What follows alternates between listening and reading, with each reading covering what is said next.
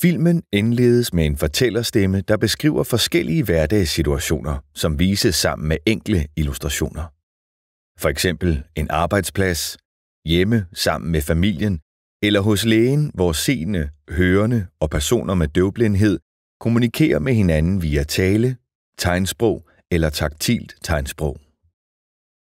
Billederne i filmen har nogle få animerede elementer. Det er for eksempel hænder, der bevæger sig, når kommunikationen foregår med tegnsprog og taktilt tegnsprog.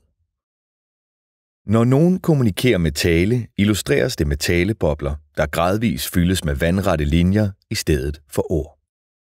Et andet animeret element er en mand med døvblindhed, der går tur og svinger en hvid stok med røde markeringer fra side til side foran sig. Uanset alderen på personen, der vises i filmen, har de fleste en glad, smilende mund og prikker som øjne. Høreimplantater og briller fremhæves tydeligt med enkle, farverige streger. Filmen afsluttes med hænder af forskellige størrelse og hudfarve, der er stablet oven på hinanden som et symbol på samarbejde. En film om døvblindhed, ifølge den nordiske definition. Syn og hørelse er vores vigtigste sanser, og vi bruger dem til rigtig meget.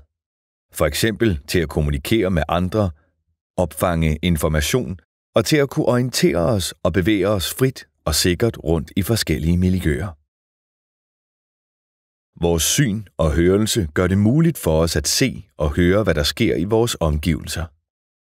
Vi kan se andre mennesker, opfatte deres kropssprog og høre ord og tonefald, når de taler.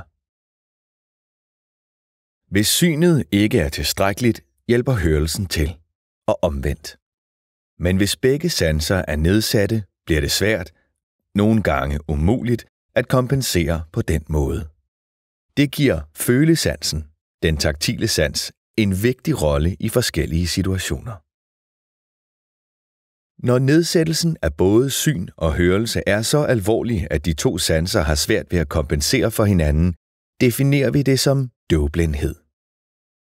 Døvblindhed medfører helt specifikke udfordringer, der på mange forskellige måder påvirker muligheden for at være aktiv og deltage i forskellige sammenhænge.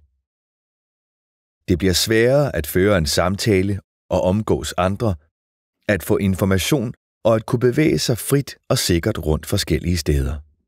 Konstant at skulle kompensere for nedsat syn og hørelse kræver tid og energi. For personer med døvblindhed bliver kommunikation og information af forskellig art ofte svært at opfatte. Det kan opleves fragmentarisk og usammenhængende, og nogle gange misser man det helt. Træthed og energitab beskrives ofte som et stort problem. Mange med døvblindhed oplever dårligt mentalt og fysisk helbred.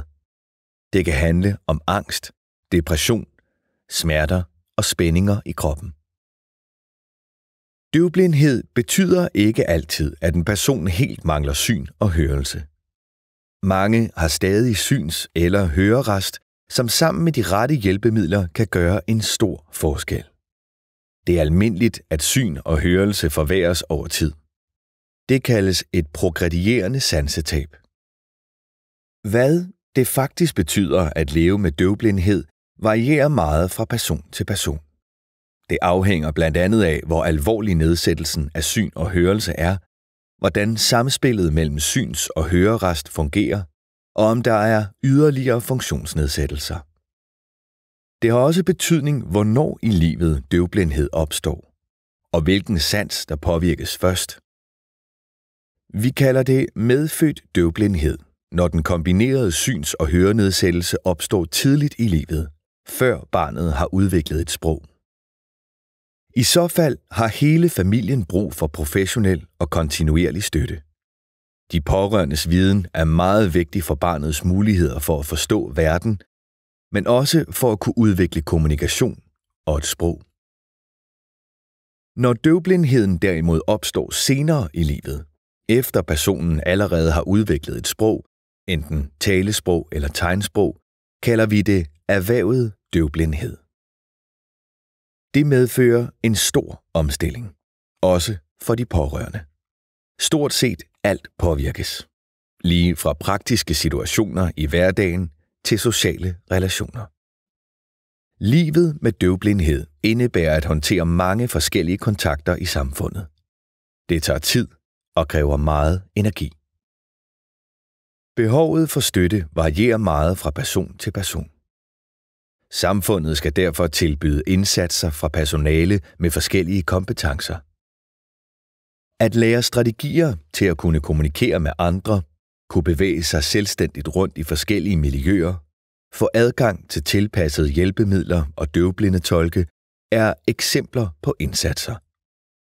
Indsatserne bør ofte bygge på metoder, der har fokus på andre sanseindtryk, såsom berøring, lugt og smag. Andre indsatser handler om at kunne få personlig støtte til at lette hverdagen, og så man bedre kan klare de store omstillinger, som døvblindhed indebærer. Tid, kontinuitet og samarbejde er særligt vigtige at tænke på.